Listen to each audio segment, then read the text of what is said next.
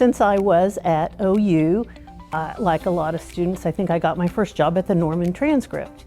And it was just a real part-time,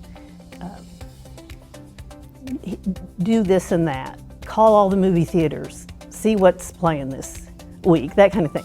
But before that summer ended, I ended up getting a full-time position. And my first editor, Delane Danley, scared me most of the time and taught me a lot, and just went from there for 40 plus years being a reporter and an editor in various positions, and just never regretted choosing that. It's an interesting job every day. I really loved working in Enid, and I have to admit I wasn't sure about wanting to move to Enid after living all my life up to that point in Oklahoma City and Norman.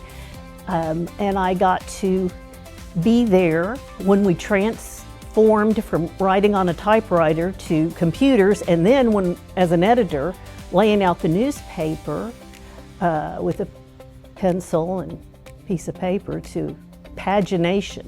And I remember the first night, Don Deal and I were on the desk, and we had to do the first night of pagination. We each spent about half of the shift doing one page, and then we spent the rest of the night hurriedly doing all the rest of them the old-fashioned way. And we were thinking, this isn't going to work. When you were asking me about who would you thank, it's not just people in the industry, it's especially the people that told their stories, that shared really personal things about themselves to a stranger they didn't know, knowing it was going to be out there for everyone to read. And what really comes to mind is Jeffrey and Steffi Cowan of Ponca City. And Jeff was pretty much the first face of COVID for most people in Oklahoma. He was diagnosed just a week after the first Oklahoma case was diagnosed. That family shared so much with me that I thought was really important for other people to help them understand about COVID, and especially the long term, how it wasn't over quickly. You get to talk to people like that who you couldn't do good reporting without them, without it just being data.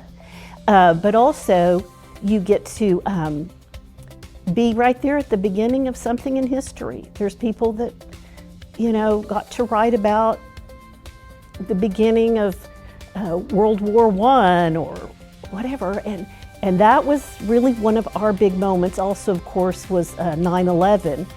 You don't really grasp it when you're in the middle of it, but looking back, it's like, again, how important our work is.